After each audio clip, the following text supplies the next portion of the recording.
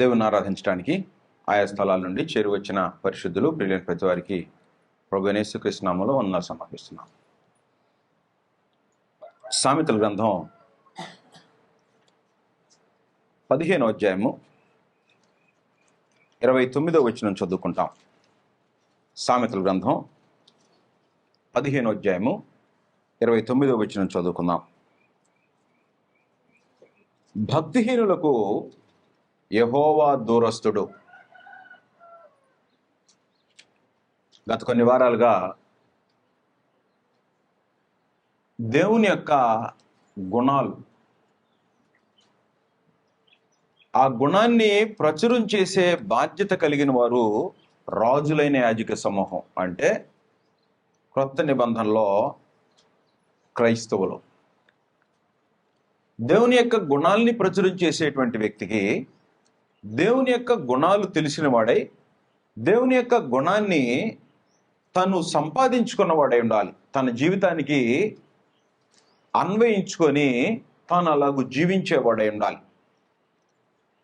అప్పుడు తనను బట్టి లోకంలో ఉండేటువంటి వ్యక్తులు దేవుణ్ణి గుర్తెరిగేటువంటి అవకాశం ఉంటుంది. ఆయన గుణాలని ప్రచురం చేయటానికి నోటితో చెప్తే సరిపోదు, జీవితాల్లో ప్రదర్శించాల్సినటువంటి అవసరం ఉంది.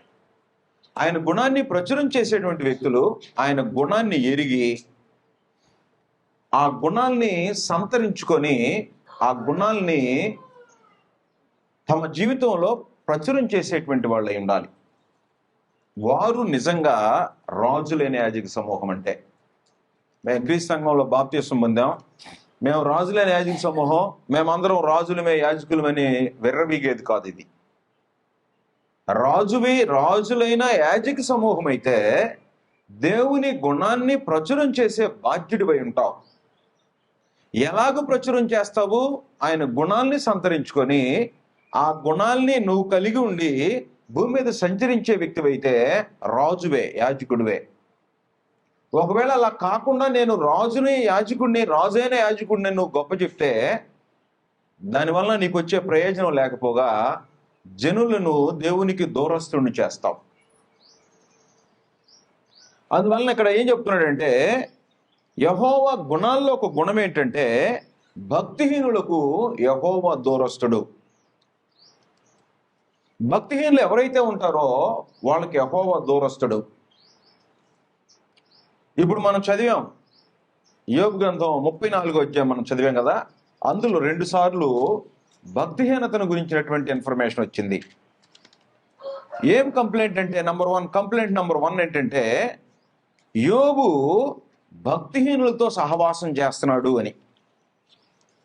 మాట్లాడేది ఎవరు? ఎలీహు మాట్లాడుతున్నాడు. ఎలీహు ఆయన యోబు మీద కంప్లైంట్ ఏంటంటే 8వ వచనంలో, అతడు చెడుతనము చేయవారికి చెలికాడాయనో.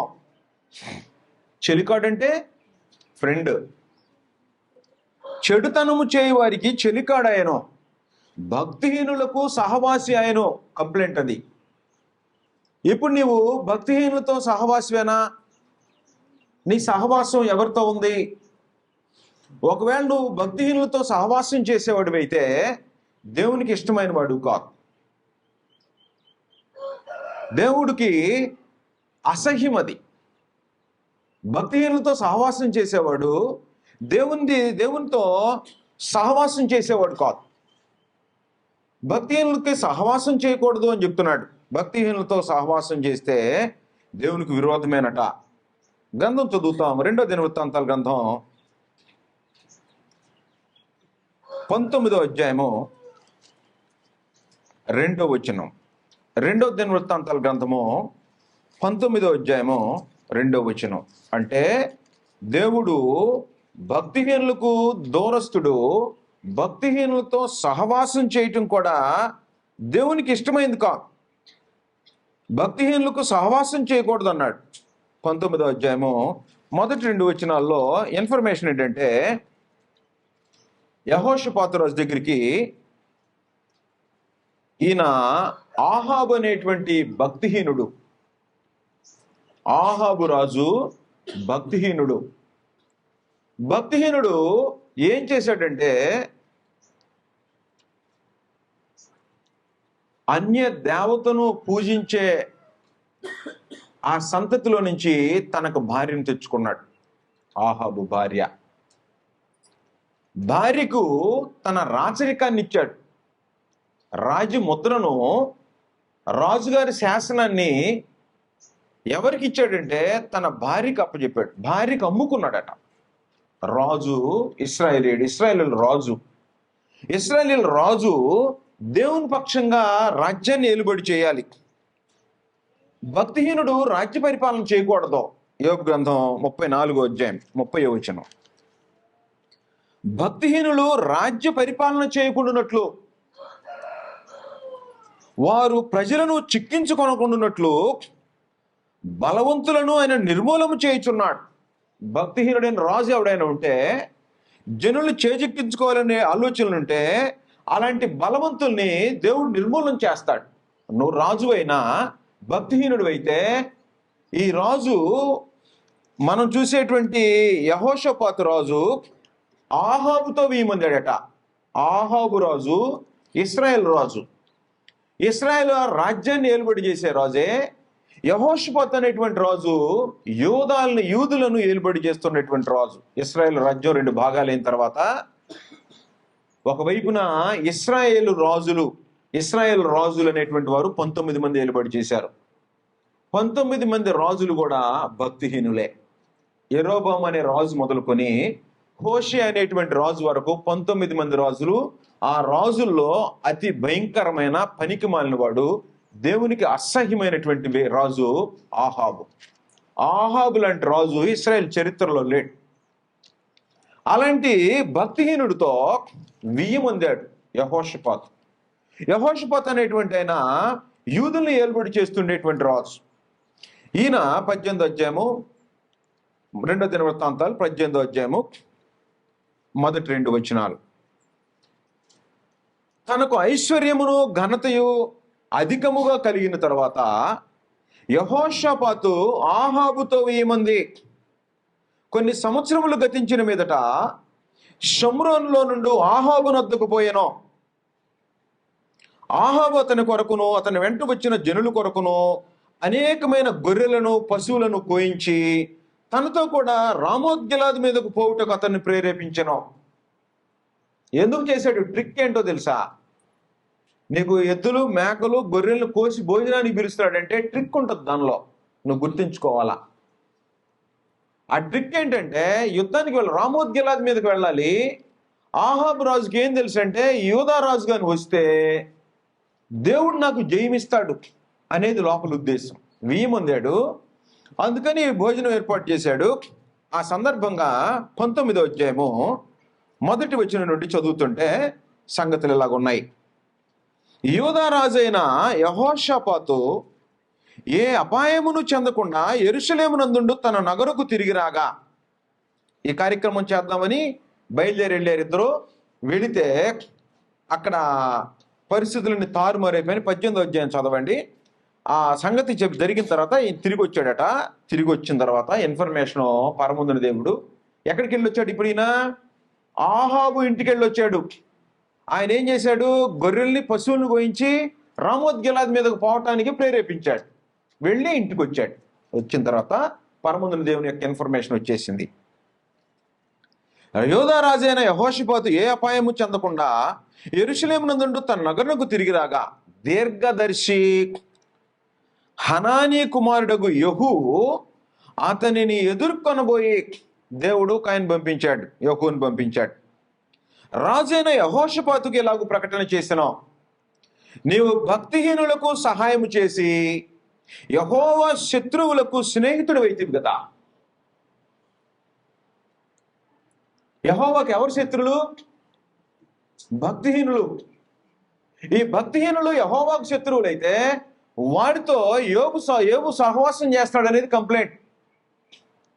కాబట్టి ఇప్పుడు మన సహవాసము ఎవరితో ఉండకూడదు? భక్తిహీనులతో సహవాసం చేయకూడదు. భక్తిహీనులతో సహవాసం చేస్తే ఏమొచ్చింది? భూమి మీద ఐశ్వర్యం రావచ్చు, భూమి మీద ఘనత రావచ్చు, కానీ భక్తిహీనులతో సహవాసం చేయకూడదు. ఈ రోజున అనేక మంది భక్తిహీనులు పిలిస్తే వారిచ్చే ధనానికి ఆశపడి ఈ రోజున ప్రపంచంలో గొప్ప గొప్ప స్పీకర్స్, అంతర్జాతీయ ప్రసంగికులంట. ప్రసంగికులకి అంతర్జాతీయం ఉండదు, జాతీయం ఉండదు, లోకల్ ఉండదు, నాన్ లోకల్ ఉండదు. జాతీయ అంతర్జాతీయ అనే పేరు బైబిల్ ప్రపంచానికి ఒకటే. నువ్వు సువార్త ఎక్కడ ప్రకటించినా ఒకటే సువార్త. అంతర్జాతీయ ప్రసంగికుడు, జాతీయ ప్రసంగికుడు, గల్లీలో ప్రసంగికుడు ఉండడు.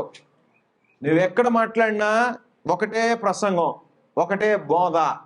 నువ్వు అంతర్జాతీయ ప్రసంగికుడివి లేకపోతే జాతీయ ప్రసంగికుడివి అంటానికి లేదు. ఈ బైబిల్ ఒక్కటే, దీని సందేశం ఒకటే. అంతర్జాతీయంగా ప్రకటించేవాడికి ఒక రకమైన సందేశం, గల్లీలో చెప్పేవాడికి ఒక రకమైన సందేశం ఉంటుందా? ఉండదు. వాళ్ళని తీసుకొచ్చి ఈ భక్తిహీనులు పిలిపించి మీటింగ్స్ పెడుతుంటే ఆ మీటింగ్స్ ఎందుకు పెడుతున్నారో కూడా తెలియట్లేదు. దైవ సేవకులను పిలిపించుకునేటువంటి వాళ్ళు ఈ రోజున ప్రత్యేకంగా ఈ నెలలో, ఈ డిసెంబర్ అనేటువంటి నెలలో రాజకీయ నాయకులు లేకపోతే భక్తిహీనులు తమ దురాశను నెరవేర్చుకోవటానికి దేవుని పక్షంగా బ్రతికేవాడిని తీసుకొచ్చి కార్యక్రమాలు జరిగిస్తున్నాడంటే వాళ్ళతో ఏకీభవించేవాడు యెహోషాపాతు రాజుతో సమానమైన వాడే. యెహోషాపాతు రాజు ఇంకా నయ్యం, ఇశ్రాయేల్ రాజు అయినటువంటి ఆహాబుతో వీయమందాడు. తన భార్య విగ్రహారాధికురాలు వీయమందాడు. ఇప్పుడు భక్తిహీనులకు నువ్వు సహాయం చేస్తున్నావు. భక్తిహీనులకు దేవుని పక్షంగా బ్రతికేవాడు దేవుణ్ణి అడ్డం పెట్టి సహాయం చేస్తున్నాడంటే యెహోవాకి శత్రువు. భక్తిహీనులకు సహాయం చేసి యెహోవా శత్రువులకు స్నేహితుడు అయితేవి కదా. యెహోవా శత్రువులకి స్నేహితుడు. భక్తిహీనులతో సహవాసం చేసేవాడు యెహోవా శత్రువులకి స్నేహితుడు చేస్తున్నాడని అర్థం. అందువలన ఒకవేళ అలా చేసేవానికి ఏంటి అంటే నువ్వు అందువలన యెహోవా సన్నిధి నుండి కోపము నీ మీదకి వచ్చును. కోపం ఎక్కడి నుంచి వచ్చింది? యెహోవా సన్నిధి నుంచి వచ్చింది. ఎవరి మీదకి వచ్చింది? భక్తిహీనుడి మీదకి వస్తుంది, భక్తిహీనత మీదకి వస్తుంది. రోమీయులకు రాసిన పత్రిక 1వ అధ్యాయం. భక్తిహీనత ఎవరిలో ఉంటుందో వాడు భక్తిహీనుడు. కాబట్టి భక్తిహీనత రోమీయులకు రాసిన పత్రిక 1వ అధ్యాయము 18వ వచనంలో దేవుని సేవ చేస్తున్నాం అనుకునేటువంటి వ్యక్తులకు తెలియాల్సిన అవసరం ఏంటంటే, సంగతి ఏంటంటే భక్తిహీనులతో సహవాసం చేసి దేవుని యొక్క మహిమను అపహాస్యం చేయడానికి వాళ్ళతో చేరకూడదు. 1వ అధ్యాయం 18వ వచనం. దుర్నీతి చేత సత్యమును అడ్డగించు మనుషుల యొక్క సమస్త భక్తిహీనత మీదను దేవుని కోపము పరలోకము నుండి బయలుపరచబడుతుంది. భక్తిహీనుల మీద, భక్తిహీనత మీద దేవుని కోపము రగులుకుంటది. భక్తిహీనులతో సహవాసం చేసి కార్యక్రమాలు చేసే వాళ్ళకు కూడా దేవుని కోపము వాళ్ళ మీదకి వచ్చేస్తుంటారు. కాబట్టి భక్తిహీనుడు ఎవడో, భక్తిపరుడు ఎవడో ఎరిగి నువ్వు సహవాసం చేయవలసినటువంటి అవసరం ఉంది. కాబట్టి భక్తిహీనులు ఎలాగుంటారో మీకు గ్రంథాన్ని బట్టి చెప్తాను. భక్తిహీనులు వారితో సహవాసం చేసే వాళ్ళకు కూడా దేవుని కట్టడలు వివరించే అధికారము ఉండదు. భక్తిహీనులకి ఆయన నోటితో, భక్తిహీనుడి యొక్క నోటితో ఆయన కట్టడలు వివరించేటువంటి అధికారం ఉండదు. కీర్తన గ్రంథం 50వ అధ్యాయం 16వ వచనం. కీర్తన గ్రంథము 50వ అధ్యాయము 16వ వచనం అనేక సార్లు మనం జ్ఞాపకం చేసుకునేటువంటి ఈ లేఖన భాగం ఇది. భక్తిహీనులతో దేవుడు ఇట్లు సెలవిచ్చుచున్నాడు. భక్తిహీనుడు ఎవడైనా ఉంటే ఈ ప్రపంచంలో ప్రత్యేకంగా కూర్చునే వాళ్ళు ఉంటే వాళ్ళకి ఏం తెలియదు. దేవుడు ఏం చెప్తున్నాడో చెప్తున్నాడు. నా కట్టడలు వివరించుటకు నీకేం పని? భక్తిహీనంగా తిరిగే నీవు నా కట్టడలు వివరించడం నీకేం పని అంటే దేవుని మాటల గురించి జనుల దగ్గర ప్రచురం చేయటానికి నీకేం పని? భక్తిహీనుడికి దేవుని మాటలు పలికేటువంటి పర్మిషన్ దేవుడు ఇవ్వాల. నా కట్టడలు వివరించడం నీకేం పని? నా నిబంధన నీ నోట వచ్చించదివేమి? భక్తిహీనుడివై నిబంధన గురించి మాట్లాడతావు ఎందుకు? దిద్దుబాటు నీకు అసహ్యము కదా. దిద్దుబాటు ఏంటంటే అతనికి అసహ్యం. అసహ్యం అంటే ఎక్కడ మార్పులు చేసుకోవాలో అక్కడ మార్పులు చేసుకోవటం అతనికి అసహ్యం. ఎవరికి అసహ్యం? భక్తిహీనుడికి. వాక్యం వినబడుతున్నప్పుడు నీలో ఒక దుర్గుణం ఉందనుకో, అది నీకు కనపడుతుంది అనుకో, వాక్యం చెప్పాయని తిట్టడానికి ప్రారంభిస్తుంటాడు. నా కోసమే చెప్తున్నాడు ఈ వాక్యం అని. నీ కోసం కాదు, నీ కోసం చెప్తున్నాడంటే నీ దగ్గర అలాంటి దుష్క్రియ ఉంటే నీకు తగులుతుంది. ఏం చేయాలి అప్పుడు? నువ్వు దిద్దుకోవాలి. దిద్దుబాటుని ప్రేమించేవాడు. భక్తిపరుడు ఏం చేస్తుంటాడంటే దిద్దుకుంటుంటాడు. భక్తిహీనుడు ఏం చేయాలంటే నువ్వు దిద్దుబాటు చేసుకోవాలి. దిద్దుబాటు నీకు అసహ్యం కదా.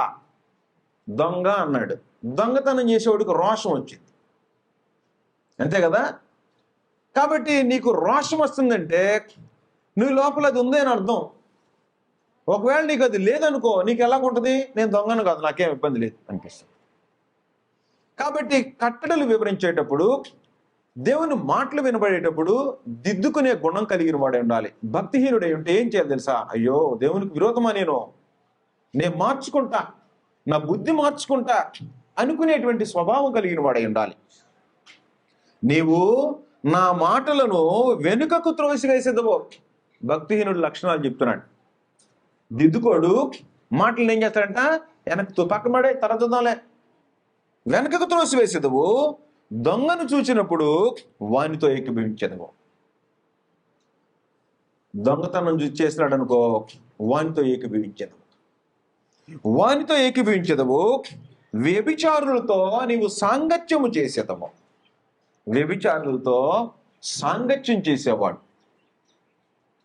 ఆదివారం ఇక్కడికి వచ్చి వారమంతా వ్యభిచారులతో, దొంగలతో, భక్తిహీనులతో సహవాసం చేసేవాడు దేవునికి అసహ్యమైన వాడు, ఇష్టమైన వాడు కాదు. పరలోకం నుండి కోపం వాళ్ళ మీద రగులుకుంటది. కీడు చేయవలనని నీవు నోరు తెరుచున్నావు. భక్తిహీనుడి లక్షణాలు ఇవి. దిద్దుకోడు. దేవుని మాటలు నోట్లో నుంచి చెప్తా ఉంటాడు, నోట్లోంచి దేవుని మాటలు చెప్తుంటాడు. దిద్దుకోడు. మాటలు మాత్రం వెనకకు తోసేస్తాడు. దొంగతో పాటు ఏకీభవిస్తాడు. వ్యభిచారులతో సాంగత్యం చేస్తాడు. మనుషులకు కీడు చేయాలని నోరు తెరుస్తుంటాడు. నోటి నిండా కీడు. నోటి నిండా కీడు ఉండేవాడు భక్తిహీనుడు. నోటితో శపించి, నోటితో దూషించి, నోటితో బూతులు మాట్లాడి, నోటితో అసహ్యమైన కార్యక్రమాలు జరిగించేటువంటి వాడు వస్తే భక్తిహీనుడు అలాంటి వాడు. నీవు కీడు చేయవాలని నోరు తెరుచుచున్నావు, నీ నాలుక కపటము కల్పించుచున్నది. ఎవరితో చెప్తున్నాడు దేవుడు? భక్తిహీనులతో దేవుడు సెలవిస్తున్నాడు. ఒకవేళ ఈ లక్షణాలు నీలో ఉంటే నువ్వు భక్తిహీనుడివే, అందులో అనుమానం లేదు. నీవు కూర్చుండి నీ సహోదరుని మీద కొండెములు చెప్పుచున్నావు. సహోదరుల మీద కంప్లైంట్స్. ఒకవేళ సహోదరుడు నేను విరోధం చేసేటికి ఏం చేయాలి? సహోదరుడికే చెప్పాలా. సహోదరుడు చెప్తే దిద్దుకోకపోతే అతని సంగతి.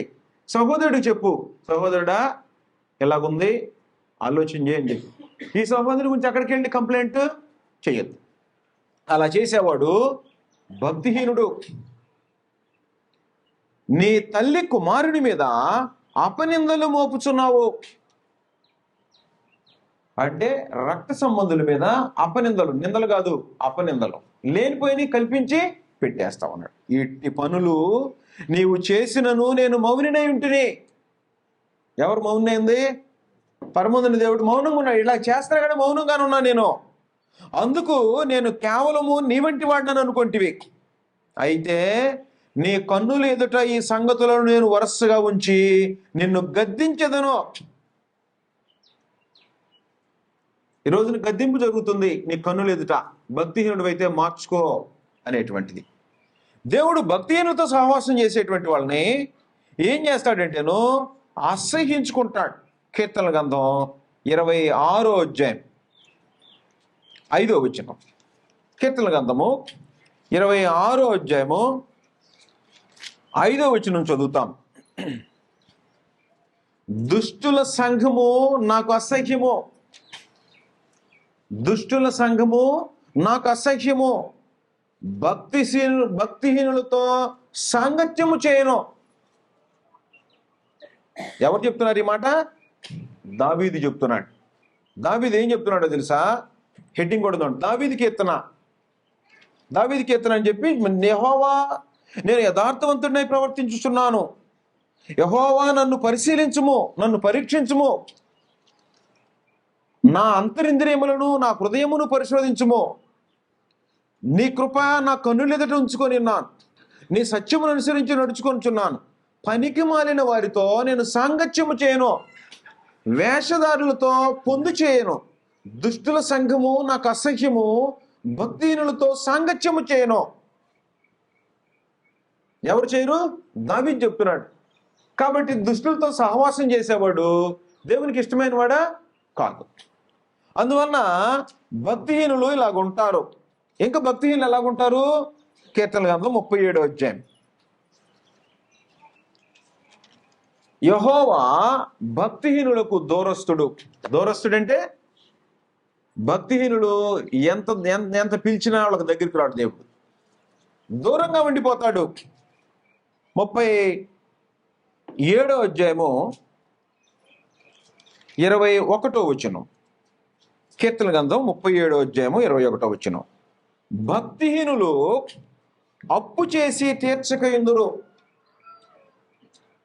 భక్తిహీనులు ఏం చేస్తారట? కనపడిన వాడి దగ్గర డబ్బులు తీసుకుంటాడు. 2 రోజులు ఇచ్చేస్తాను బ్రదర్. ఒకవేళ నువ్వు అప్పు కాకుండా కావాలని అడిగి తీసుకో, నాకు ఇబ్బంది అయింది, నేను ఇబ్బందిలో ఉన్నాను, నాకేమైనా సహాయం చేయని అడుగు, 2 రోజులు ఇచ్చేసేస్తాను బ్రదర్. ఎంత? రేపే వచ్చేస్తాయి డబ్బులు. నా సహోదరుల దగ్గర అప్పు చేసి ఎంత, నేను 2 రోజులు ఇచ్చేస్తాను, ఇప్పుడే వచ్చేస్తాను అని చెప్పి సంవత్సరాలు గడిచిన అప్పు తీర్చని వాడు భక్తిహీనుడు. ఇలాంటి భక్తిహీనుడు దేవుని దగ్గర కూర్చొని ప్రార్థన చేస్తే అంగీకరిస్తాడా దేవుడు? భక్తిహీనులు ప్రార్థన దేవుడు అంగీకరిస్తాడా? అంగీకరించడం.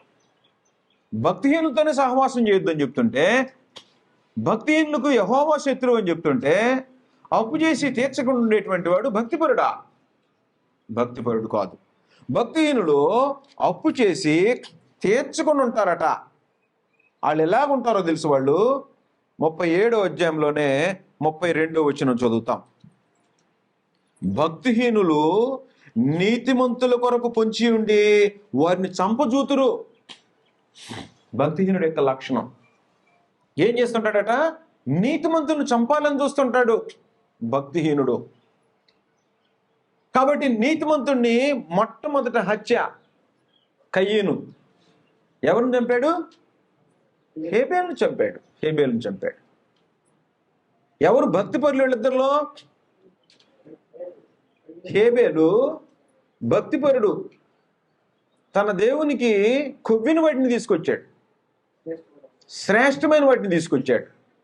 కయ్యను అర్పణల దేవుడు అంగీకరించాలా, కోపం వచ్చి ఏం చేశాడు? చంపేసేసి.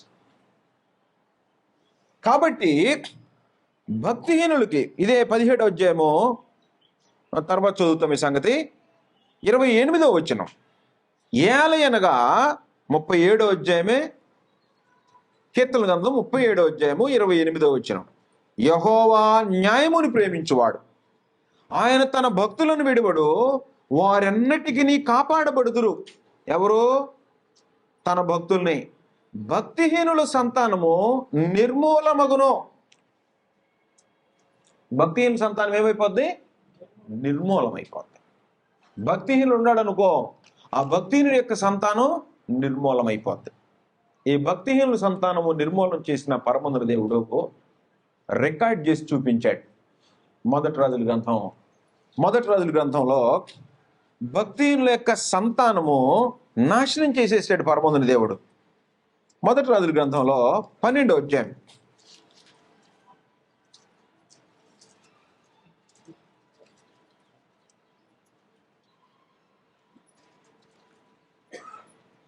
ఈ 12వ అధ్యాయము ఇశ్రాయేల్ చరిత్రలో ఒక ప్రత్యేకమైన మైలురాయి. ఇశ్రాయేలీలు 12 గోత్రాలు కలిసి ఉండేటువంటి రాజ్యము 2 ముక్కలు అయిపోయినటువంటి అధ్యాయం ఇన్ఫర్మేషన్ ఇచ్చేది. దానిలో యూదుల్ని 2 గోత్రాల వాళ్ళని ఏర్పాటు చేయడానికి రెహబాము, 10 గోత్రాలను ఏర్పాటు చేయడానికి యెరోబాము ఏర్పాటు చేసి ఈ యెరోబాము ఏం చేశాడంటే దేవునికి విరోధంగా యెరూషలేములో ఆరాధన చేయాల్సిందండి. యెరూషలేము కేంద్రంగా రెహబాము ఏర్పాటు చేస్తున్నాడు.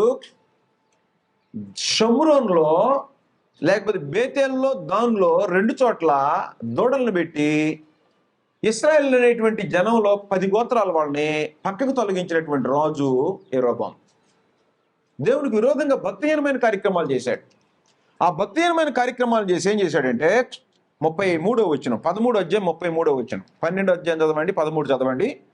ఈ సంగతి అయిన తర్వాత యెరోబాము తన దుర్మార్గమును విడిచిపెట్టగా సామాన్య జనుల్లో కొందరిని ఉన్నత స్థలములకు యాజకులుగా నియమించెను.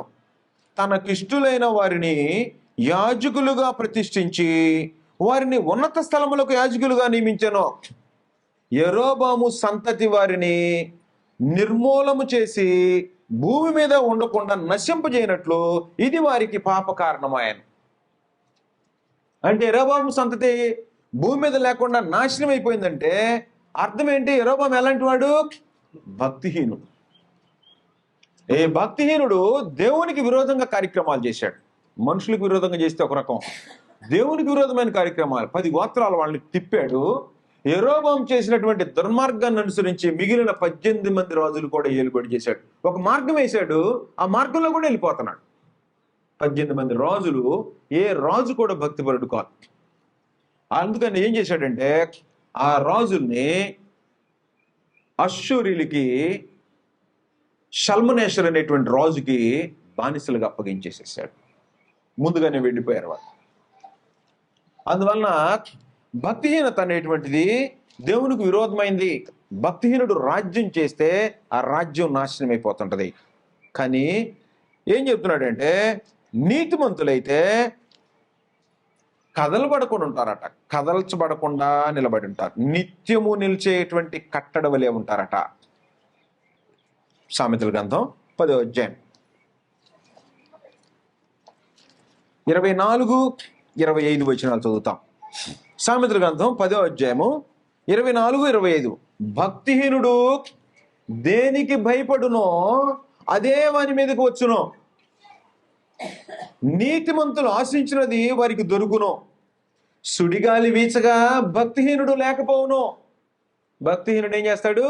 సుడిగాలి కొట్టిందనుకో, సుడిగాలి అంటే ఆపద వచ్చిందనుకో, లేకుండా వెళ్ళిపోతాడు.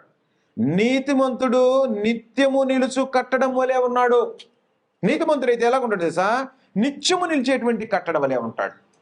భూమి మీద భక్తిహీనులు వర్ధిల్లుతున్నట్టు కనిపిస్తుంటారు, భౌతికంగా వర్ధిల్లుతున్నట్టు కనిపిస్తుంటారు.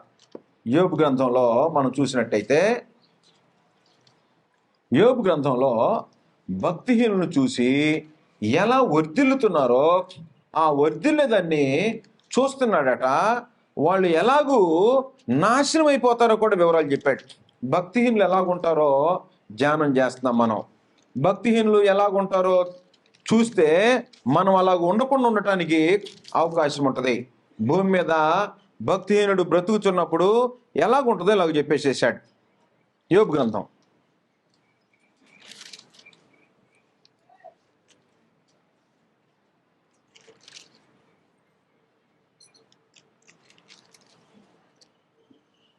ఇరవై 21వ అధ్యాయం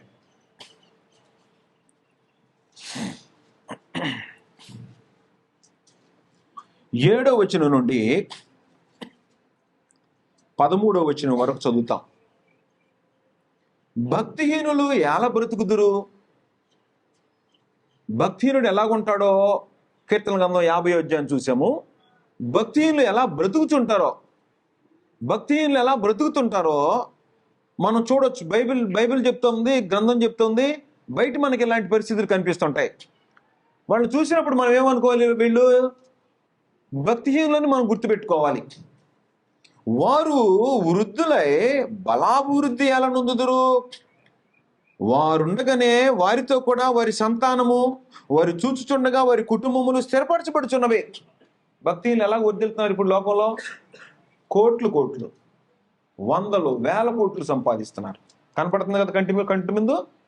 నీతిమంతుడు ఏమనుకుంటున్నాడు? అయ్యో, భక్తిహీనులు వర్దిల్తున్నారు కదా, వాళ్ళ సంతానం బాగుంది కదా, వారి కుటుంబములు భయమేమి లేకయో క్షేమముగానున్నవి, మా తరతరాలకు ఆస్తిని సంపకూర్చున్నాం, భలేగున్నాయి అని కనిపిస్తా ఉన్నాయి కదా కంటి ముందు. దేవుని దండము వారి మీద పట్టలేదు. ఏంటయ్యా దేవుడు వాళ్ళ మీద పగ తీర్చుకోవట్లేదు అని అంటున్నాడు. వారి గొడ్లు దాటగా తప్పక చూలు కలుగును. భక్తిహీనుడు గొడ్లట చూలు కలుగుతున్నాయి, పిల్లల్ని ఈనుతున్నాయి. వారు తమ పిల్లలను మందలు మందలుగా బయటికి పంపుదురు, వారి పిల్లలు నటనము చేయుదురు. భక్తిహీనుల పిల్లలు మీరు చూడొచ్చు, యూట్యూబ్లో కనపడుతుంటారు అలాంటి వాళ్ళు, లోకంలో కూడా కనపడుతుంటారు. వారి పిల్లలు నటనము చేయుదురు, తంబుర స్వరమండలములను పట్టుకొని వాయించుదురు, సానికనాదం విని సంతోషించుదురు, వారు శ్రేయస్సు కలిగి తన దినములు గడుపుదురు. మన కంటి ముందు కనపడుతుంది కదా. లాస్ట్ స్టేట్మెంట్ చెప్పాడు, భూమి మీద అలాగ వర్దిల్లిన తర్వాత అంటే ఏం జరిగింది తెలుసా? ఒక్క క్షణములోనే పాతాళమునకు దిగుదురు. మరణం అయ్యారనుకో ఎక్కడికి వెళ్ళిపోతారు? పాతాళానికి వెళ్ళిపోతారు. మార్క్స్ వార్తలో మనకి ధనవంతుడు లాజరు, ధనవంతుడు భూమి మీద ఎలాగ వర్దిల్లాడు? సన్నపునార బట్టలు కట్టుకొని దేవుణ్ణి ఎరగకుండా తను ఇష్టం వచ్చినట్టు బ్రతికాడు. భక్తిలో అలా బ్రతుకుతుంటారు. వాళ్ళని చూసి మత్సరపడాల్సినటువంటి అవసరం లేదు. వాళ్ళని చూసి మత్సరపడాల్సిన అవసరం, భక్తిహీనులు చాలా సంపాదించుకుంటున్నారు అని ఆలోచన చేయాల్సినటువంటి అవసరం లేదు. ఎందుకో తెలుసా? వాడు మరణం అయితే పాతాళం మింగేస్తుంది.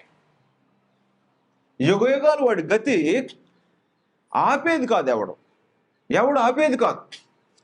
అందువల్ల భక్తిహీనులు ఎవరైనా ఉంటే ఏం చేయాలని చెప్పాడంటే, యెషయా గ్రంథం 55వ అధ్యాయంలో భక్తిహీనులకు సమాచారం చెప్పాడు. ఈ సందేశం వినేటువంటి వాళ్ళు భక్తిహీనులై ఉంటే ఏం చేయాలంటే, భక్తిహీనులట తమ తలంపులు మానివేసేయాలట. యెషయా గ్రంథం 55వ అధ్యాయము 7వ వచనం. భక్తిహీనులు తమ మార్గమును విడవవలెను. భక్తిహీనులు ఏం చేయాలట? తమ మార్గమును విడవవలెను. దుష్టులు తమ తలంపులు మానవలెను. వారు యెహోవా వైపు తిరిగిన యెడల ఆయన వారి యందు జాలిపడును. అంటే భక్తిహీనుడు నాశనం అయిపోవటం దేవునికి ఇష్టమా? కాదు. భక్తిహీనులు ఇప్పుడు ఏం చేయాలట? తమ మార్గాలను విడవాలి, తమ తలంపులు మానాలి. తలంపులు మాని యెహోవా వైపు తిరిగారనుకో, యెహోవా వారి వైపు తిరుగుతాడు. ఒకవేళ లోకంలో ఇంతకాలం తెలియక అలా భక్తిహీనంగా బ్రతికాడు అనుకో, ఇప్పుడు ఏం చేయాలి? తమ తలంపులు మానేసేయాలి. భక్తిహీనులు తమ తలంపులు మానేసుకోవాలా. యెహోవా వైపు తిరగాలి. యెహోవా వైపు తిరిగితే ఆయన వారి వైపు తిరుగుతాడు. ఎంతమంది ఆలోచన చేస్తారు? మేము ఈ మార్గంలోకి రావాలి, మేము తిప్పుకోవాలి అనేటువంటి ఆలోచన ఎంతమంది చేస్తారు? చేస్తే దేవుడు ఆనందిస్తాడు. యెహెజ్కేలు గ్రంథం 18వ అధ్యాయం. యెహెజ్కేలు గ్రంథం 18వ అధ్యాయము 23వ వచనం నుండి చదువుతున్నాను. దుష్టులు మరణము నొందుట చేత నాకేమాత్రమైన సంతోషము కలుగునా? వారు తమ ప్రవర్తనను దిద్దుకొని బ్రతుకుటే నాకు సంతోషము. ఏం చేయాలట? తమ ప్రవర్తనను దిద్దుకుంటే సంతోషం నాకు. 24వ వచనం చెప్పాడు, అయితే నీతిపరుడు తన నీతిని విడిచి పాపము చేసి దుష్టులు చేయు హేయక్రియలన్నిటి ప్రకారము జరిగించిన యెడల అతడు బ్రతుకునా? ఒకవేళ నీతిగా బ్రతికిన వాడు చూసి, లోకంలో ఉండేవాడు చూసి మళ్ళీ దుష్టత్వంలోకి వెళ్ళిపోయాడు అనుకో, వాడు బ్రతుకుతాడా? బ్రతకడం. అతని నీతి, అతడు చేసిన నీతి కార్యములు ఏమాత్రమును జ్ఞాపకంలోనికి రావు. అంటే అర్థం ఏంటంటే, భక్తిహీనుడు 60-70 సంవత్సరాలు లోకంలో భక్తిహీనంగా తిరిగి తిరిగి తిరిగి మారు మనసు పొంది దేవుని వైపుకి వచ్చి తనకు మార్గాన్ని మార్చుకున్నాడు అనుకో, దేవుడు సంతోషించి బ్రతికిస్తాడు. అంటే పాతాళ వశం చేయడు. నీతిమంతుడు 70 సంవత్సరాల వయసు వరకు కూడా నీతిగా బ్రతికి చివరి దశలో లోకం యొక్క భ్రష్టత్వాన్ని కొట్టుకుపోయాడు అనుకో, నీతి లెక్కలోకి రాదు. భక్తిహీనత అప్పుడు లెక్కలోకి రాదు, ఈ నీతిమంతుడి యొక్క నీతి కూడా లెక్కలోకి రాదు. కాబట్టి మరణమయ్యే వరకు ఏం చేయాలి? నీతిమంతుడిగానే కొనసాగాలి. మరణ దశ వచ్చేటప్పటికి ఒకవేళ భక్తిహీనుడికి సందేశం అందితే భక్తిహీనుడు ఏం చేయాలి? తన తలంపులు మానుకోవాలి. నీతిమంతుడు భక్తిహీనుడి వైపుకి వెళ్ళకూడదు, భక్తిహీనుల సహవాసానికి చేరకూడదు. అందువలన దుష్టుల సహవాసానికి పోకూడదు అని అన్నాడు. దుష్ట సాంగత్యము అంటే భక్తిహీనుడు అంటే దుష్టుడు. దుష్ట సాంగత్యము మంచి నడవడిని చెరుచును. కాబట్టి యెహోషాపాతు ఆహాబుతో సహవాసం చేసి ఆయనతో పాటు ఏకీభవించవచ్చా? ఏకీభవించకూడదు. కాబట్టి ఇప్పుడు దుష్టులతో మనం సహవాసం చేసి దుష్ట కార్యముల్లో పాల్పంపులు పొందొచ్చా? పొందకూడదు. కాబట్టి భక్తిహీనులు ఎలాగుంటారో చూసాము. భక్తి అనేటువంటి దానికి యాకోబు పత్రికలో ఒక ఇన్ఫర్మేషన్ ఇచ్చాడు పరమోన్నత దేవుడు. అనేక సంగతులు ఉన్నాయి, కొన్ని సంగతులు మాత్రమే మనం చూసాము. యాకోబు పత్రిక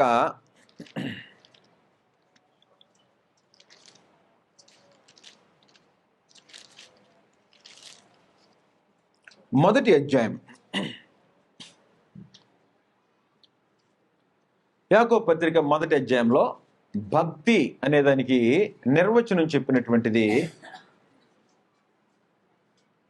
27వ వచనం. తండ్రి అయిన దేవుని ఎదుట పవిత్రమును నిష్కళంకమునైన భక్తి ఏదనగా దిక్కులేని పిల్లలను విధవరాండ్రను వారి ఇబ్బందిలో పరామర్శించుటయో. ఎవరినట? దిక్కులేని పిల్లలు విధవరాండ్రు అంటే అనాథలైన విధవరాండ్రు. ఎవరు బిడ్డలు లేనటువంటి వాళ్ళు, ఏ తల్లి తండ్రి లేనటువంటి బిడ్డలు లేనటువంటి విధవరాలు పని చేసుకోలేమి వారి ఇబ్బందిలో పరామర్శించి ఇహలోక మాలిన్యము తనకంటకుండా తను కాపాడుకొనుటయే. భక్తిపరుడు ఏం చేస్తుంటాడంటే భూమి మీద ఏ దిక్కు లేని వాళ్ళకి తన ఎదుట కనిపిస్తే వారికి సహాయం చేయడానికి ఆలోచన చేస్తాడు. వాళ్ళు తిరిగి ఏమని ఇస్తారని కాదు. అలాంటి వారికి సహాయం చేయ బద్ధుడిని నేను, అలాంటి వారికి నేను సహాయం చేయాలనే భావన కలిగి ఉంటాడు.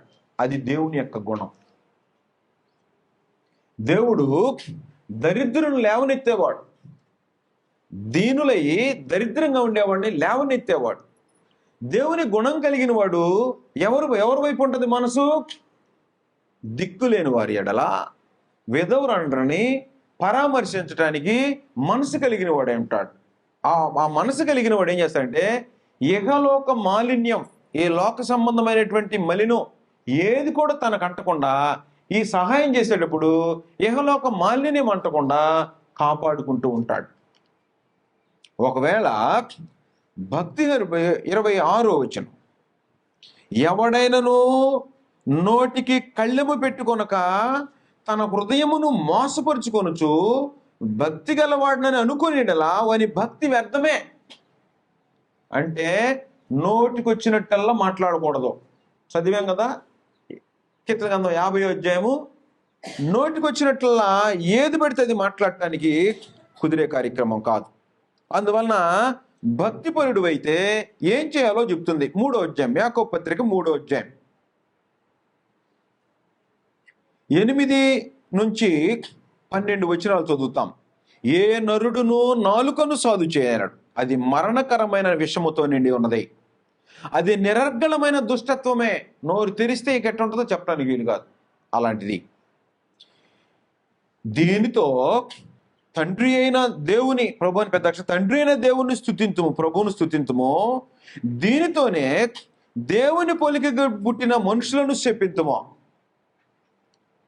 భక్తి కలిగిన వాడు నోటితో దేవుణ్ణి ఏం చేస్తాడట? స్తుతిస్తాడు. ఈ నోటితోనే దేవుని పోలికగా పుట్టిన నరుని శపిస్తుంటాడు. ఒక్క నోటి నుండియే ఆశీర్వచనమును శాపవచనమును బయలువెళ్ళును. ఆదివారం కూర్చున్నప్పుడు బాగుంటుంది నోరు, ఇక్కడ కూర్చున్నప్పుడు ఇంటికి వెళ్ళినాక ఈ నోరు చెడిపోద్ది. అందుకని ఏం చెప్తున్నాడు? నా సహోదరులారా, ఎలాగ ఉండకూడదు. నీటి బుగ్గలో నీళ్ళు వస్తున్నాయి అనుకో, పంపేసాం ఇక్కడ ఈ పంపులో, ఉదయం ఒక రకమైన నీళ్లు, సాయంత్రం ఒక రకమైన నీళ్లు వస్తాయా? రావు. ఒక్క బుగ్గలో ఒక్క జలం నుండియే నీ తీయని నీరును చేదు నీరును ఊరునా ఊరతయా? ఊరం. నా సహోదరులారా, అంజూరపు చెట్టున ఒలీవ పండ్లైనను ద్రాక్ష తీగను అంజూరపు పండ్లైనను కాయన, అటువలేనే ఉప్పు నీళ్ళలో నుండి తీయని నీళ్ళు ఊరవో. అంటే అర్థం ఏంటంటే, భక్తి పరుడులాగా వేషం వేసుకొని వచ్చి కూర్చుంటాడు, కానీ నీళ్లు మాత్రం చేదని నీళ్లే. లోపల జల మంచిదైతే ఎప్పుడు మంచి మాటలే వస్తాయి. లోపల జల సరైనది కాకపోతే నీళ్ళైతే వెంటనే కొట్టగానే అర్థమైంది. మనిషి అలాంటి వాడు కాదు కదా. మనిషి నోటి నిండా విషయం ఉంటుంది. తీగ మాట్లాడేటువంటి పరిస్థితులు ఉంటాయి. తేడా వస్తే శాపాలు బిగినకు వచ్చేస్తాయి. అందువలన దేవుని పిల్లలు ఏం చేయకూడదంటే, ఎవరిని శపించేటువంటి పని పెట్టుకోకూడదు. దీవించడమే కానీ శపించేటువంటి కార్యక్రమం లేదు. ఎవరిని కూడా దూషించి శపించడానికి పరమందుని దేవుడు ఏం చేశాడంటే, తీర్పు నా వంతు వదిలేసేయి అని అన్నాడు. అందువలన భక్తిహీనులు ఇలాగ చేస్తుంటారు తప్ప భక్తిపరుడు అలాగూ చేయడు. కనుక హెచ్చరికలు, గ్రంథంలో అనేకమైన హెచ్చరికలు ఉన్నాయి. భక్తిహీనత ఎలాగుంటుందో భక్తిహీనుడి గురించి చూసాం. వాళ్ళు నిశ్చింత కలిగి బ్రతుకుతుంటారు. ఇంకా భక్తిహీనులు ఏం చేస్తారంటే, దేవుని సన్నిధికి రారు. వాళ్ళు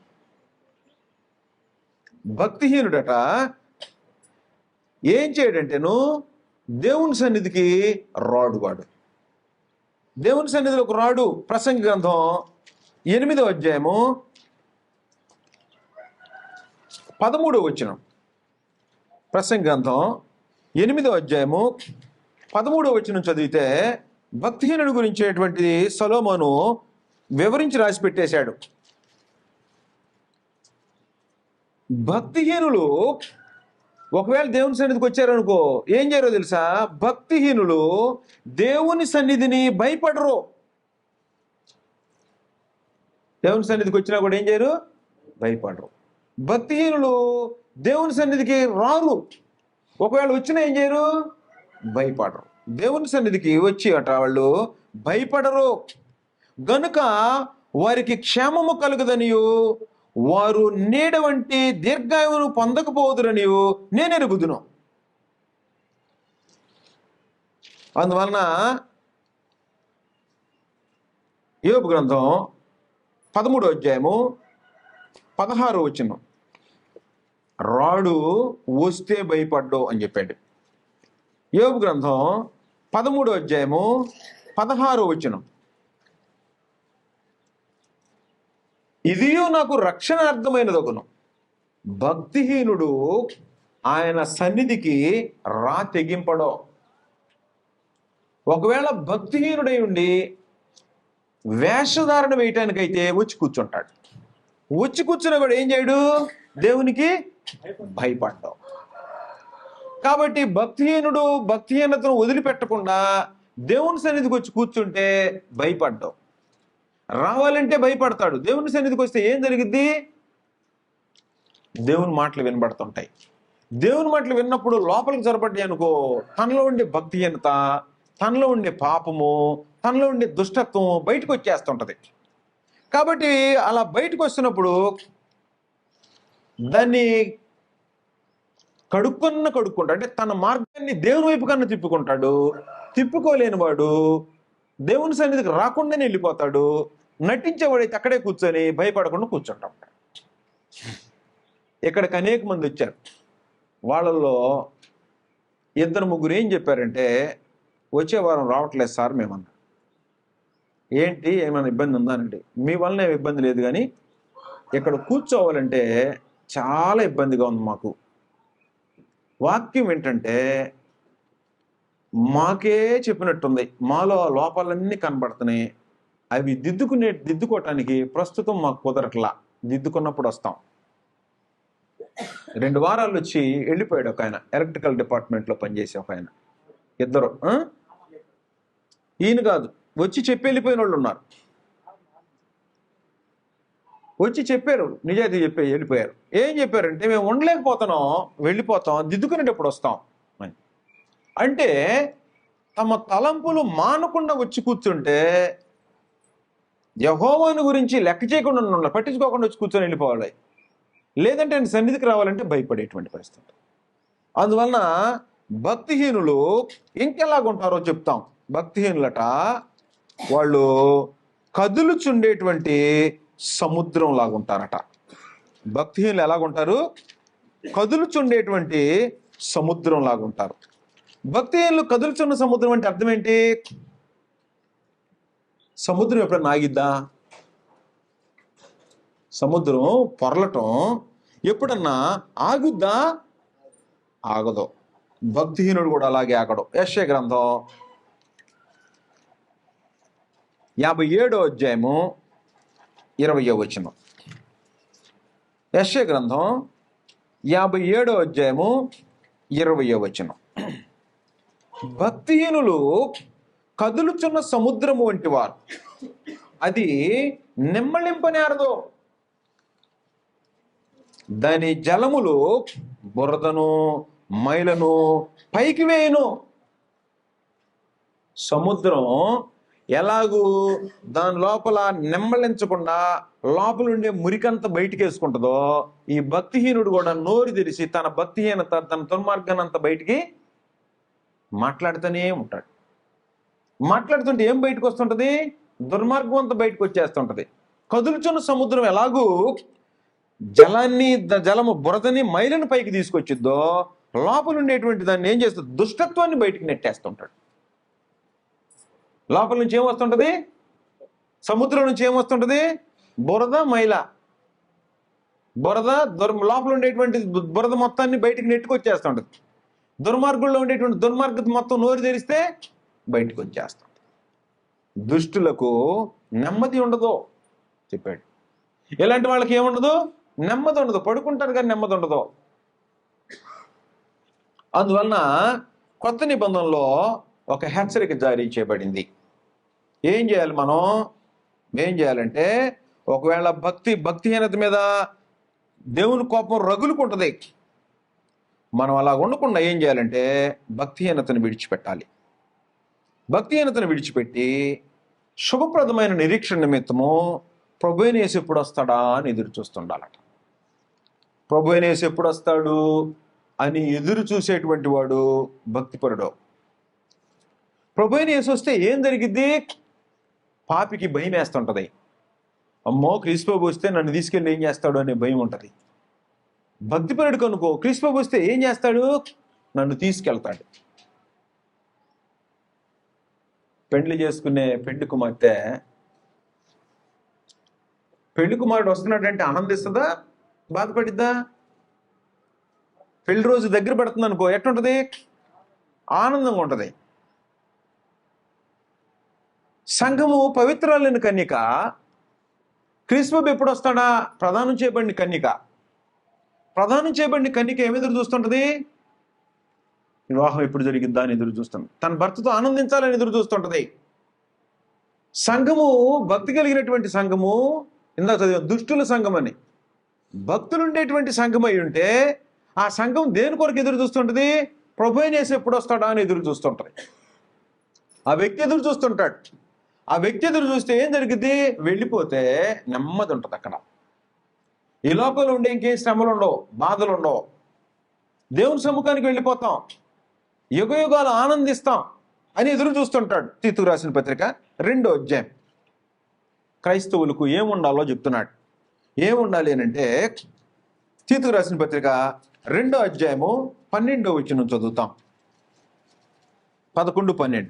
ఏలయనగా సమస్త మనుషులకు రక్షణకరమైన దేవుని కృప ప్రత్యక్షమై మనము భక్తిహీనతను ఒకవేళ నీలో చెప్పబడే లక్షణాలు ఏమైనా కనిపిస్తున్నాయి అనుకో, భక్తిహీనతను, ఇహలోక సంబంధమైన దురాశలను విసర్జించి, ఇది కనపడుతుంది కనుక ఏం చేయాలట? భక్తిహీనతను, ఇహలోక సంబంధమైన మాలిన్యం అంటకుండా చూసుకోమని చెప్పాడు కదా యాకోబులో.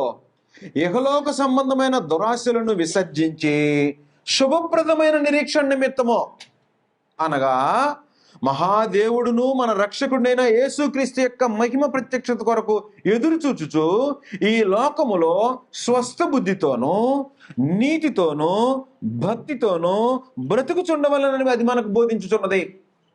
భక్తితో బ్రతుకో, భక్తిహీనతతో బ్రతుకు మాకు. భక్తిహీనతతో సహవాసం చేయకు మాకు. భక్తిహీనతగా బ్రతకొద్దు.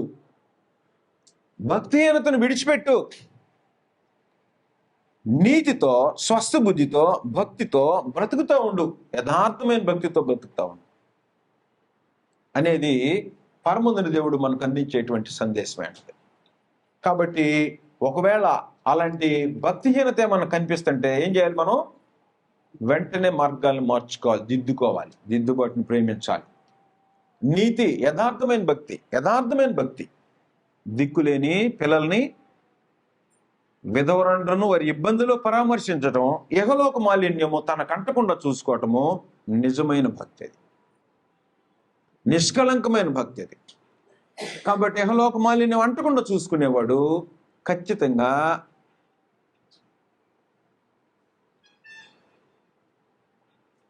విధవరాళ్ళకి, దిక్కులేని వాళ్ళకి సహాయం చేసే గుణం ఉంటుంది. ఇహలోక మాలిన్యంలో కొట్టుకుమిట్టాడేవాడు ఒకవేళ సహాయం చేసినా ఆ మాలిన్యంతో ఉండేది భక్తి కాదు. అందువలన యెహోవా భక్తిహీనులకు దూరస్తుడు. మళ్ళీ చదువుతాం. సామెతల గ్రంథం 15వ అధ్యాయము 29వ వచనంలో, యెహోవా భక్తిహీనులకు దూరస్తుడు, నీతిమంతుల ప్రార్థన ఆయన ఆలకించును. నీతిమంతుల ప్రార్థన ఆయన ఆలకిస్తాడు, భక్తిహీనుల ప్రార్థన దేవుడు వినడు. ఒక గుడ్డని చెప్పాడు, భక్తిహీనుల ప్రార్థన దేవుడు ఆలకించడయా అన్నాడు. భక్తిహీనుడు ప్రార్థన చేశాడు అనుకో, నోటితో మాట్లాడుతుంటాడు, దేవుడు అంగీకరిస్తాడా? అంగీకరించడు. భక్తిహీనుల ప్రార్థన యెహోవా అంగీకరించడు. వాడు ప్రార్థన చేసినా యెహోవా అంగీకరించడు. అందువలన భక్తిహీనత లేకుండా దేవుడు మన ప్రార్థన వినేటట్టుగా ఎవరైతే భూమి మీద బ్రతుకుతుంటారో వాళ్ళు శుభప్రదమైన నిరీక్షణ కలిగిన వాళ్ళే అంటారు. వారికి యుగయుగాలు ఎదురు చూస్తుంటారు. నీతి, యథార్థమైన భక్తితో ప్రభు యేసు ఎప్పుడు వస్తుంటాడా, వస్తే నేను వెళ్ళిపోతా అని ఎదురు చూసేవాడు నిజంగా భక్తి కలిగిన వాడు. ఆ రూపంలో భక్తిహీనతను విడిచిపెట్టి యెహోవాకి శత్రువు కాకుండా దేవునికి ఇష్టమైన వాడిగా, నీతిమంతుడిగా, శుభప్రదమైన నిరీక్షణ కలిగి నీతిమంతుడివై ఆయన ప్రార్థన చేసి ఆయనకి ఇష్టమైన మార్గాల్లో 2-3 వారాలు చూసాం కదా. యెహోవా యందు భయభక్తులు కలవాడేవాడో వాడు కోరుకోవలసిన మార్గం యెహోవా వాడికి బోధించిన తర్వాత ఆ మార్గం తమ దృష్టిలు, తమ తలంపులు మానాలి, తమ మార్గాలు విడిచిపెట్టాలి. యెహోవా వైపు తిరిగితే ఆయన వాడి వైపు తిరుగుతాడు. దుష్టులు మరణం నుండి చేత యెహోవాకి ఏమాత్రం సంతోషం కాదు. వాళ్ళు తమ ప్రవర్తన దిద్దుకొని బ్రతికితే దేవునికి అదే సంతోషం. అలాగే నీతిమంతులు పాపంలోకి వెళ్తారంటే వెడితే నీ నీతి క్యాన్సిల్ అయిపోతుంది. నీతిమంతుడు మరణం వరకు నమ్మకంగా ఉండాలి, భక్తిహీనుడు మార్చుకోవాలి. నీతిమంతుడు నిష్కళంకమైన భక్తితో, శుభప్రదమైన నిరీక్షణతో, నీతి యథార్థమైన భక్తి కలిగిన వాడే భూమి మీద బ్రతకాలనేది దేవుని యొక్క సంకల్పమైంది. అలాగ నిజంగా జీవించేవారిని బట్టి దేవునికి స్తోత్రం. ఒకవేళ అలాగ లేకపోతే ఆలోచన చేసుకొని భక్తిహీనత ఏమైనా ఉంటే మనలో వాటిని మార్చుకొని దేవునికి ఇష్టమైన రూపంలో బ్రతకటానికి మనమందరం హృదయాలు స్థిరపరచుకోవాలని ప్రభు యేసుక్రీస్తు పేరిట మీ అందరికి మరొకసారి వందనాలు సమర్పిస్తూ ముగిస్తాం.